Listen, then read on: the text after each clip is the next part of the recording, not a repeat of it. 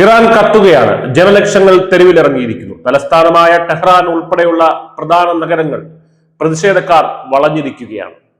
ഇത് അവസാന പോരാട്ടമാണ് എന്ന മുദ്രാവാക്യവുമായി ജനം ഭരണകൂടത്തിന് നേരെ വിരൽ ചൂണ്ടുമ്പോൾ ഖമേനി ഭരണകൂടം വിറയ്ക്കുകയാണ്. രാജ്യത്തിന്റെ വ്യോമാതിർത്തി പൂർണ്ണമായി അടച്ചുപൂട്ടുകയും ഇന്റർനെറ്റ് വിച്ഛേദിക്കുകയും ചെയ്തിരിക്കുന്നു. ഇറാനിൽ ഒരു ഭരണമാറ്റം അടുത്തു കഴിഞ്ഞു. നോക്കാം.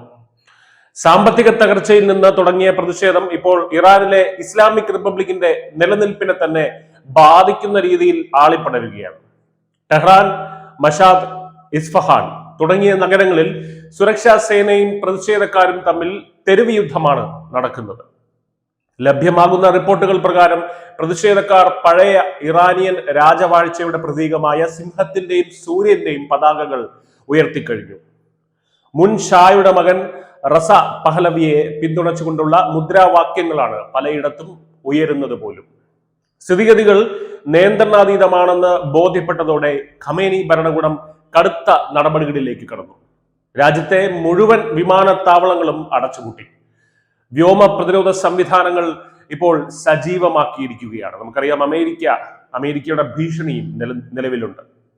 വിദേശ സഹായം എത്തുന്നത് തടയാനും വിവരങ്ങൾ പുറം ലോകം അറിയാതിരിക്കാനുമാണ് ഇന്റർനെറ്റ് പൂർണ്ണമായും റദ്ദാക്കിയിരിക്കുന്നത്. എങ്ങനെയാണ് ഇറാൻ ഈ ഒരു ദയനീയ അവസ്ഥയിലേക്ക് എത്തിയത്? ഇതിന്റെ തുടക്കം കഴിഞ്ഞ മാസം ടെഹ്റാനിലെ ഗ്രാൻഡ് ബസാറിലായിരുന്നു. ഇറാനിയൻ കറൻസിയായ റിയാലിന്റെ മൂല്യം കുത്തനെ ഇടിഞ്ഞതും പണപ്പെരുപ്പം സാധാരണക്കാരന്റെ ജീവിതം ദുസ്സഹമാക്കിയതുമാണ് വ്യാപാരികളെ തെരുവിലിറക്കിയത്.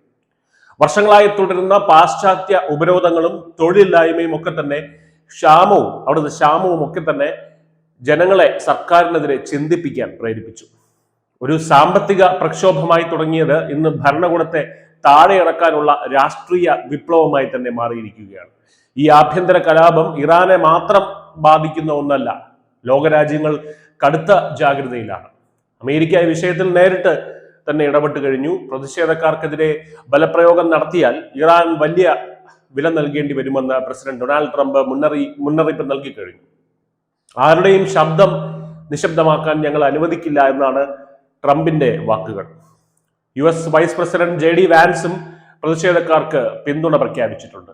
ആണവ വിഷയത്തിൽ ഇറാൻ വിട്ടുവീഴ്ചയ്ക്ക് തയ്യാറാകണമെന്ന സമ്മർദ്ദവും അന്താരാഷ്ട്ര തലത്തിൽ ശക്തമാണ്.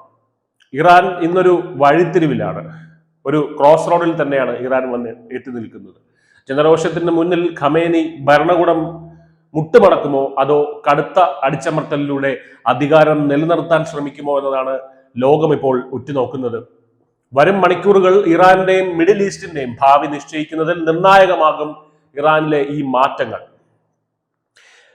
ഈ മാറ്റങ്ങൾ ഇന്ത്യ ഉൾപ്പെടെയുള്ള രാജ്യങ്ങളെ എങ്ങനെ ബാധിക്കുമെന്നത് നാം കണ്ടറിയേണ്ടിയിരിക്കുന്നു. കാരണം ഇറാനിൽ നിന്നാണ് ഇന്ത്യയുടെ ഒരു പ്രധാന എണ്ണ സ്രോതസ് ഉൾപ്പെടെ വരുന്നത്. അതുകൊണ്ട് ഇന്ത്യയെ കൂടെ ഇത് ബാധിക്കുന്ന ഒരു വിഷയം തന്നെയാണ്. അത് കാത്തിരുന്ന് തന്നെ കാണേണ്ട കാര്യമാണ്. News desk news India Malayalam.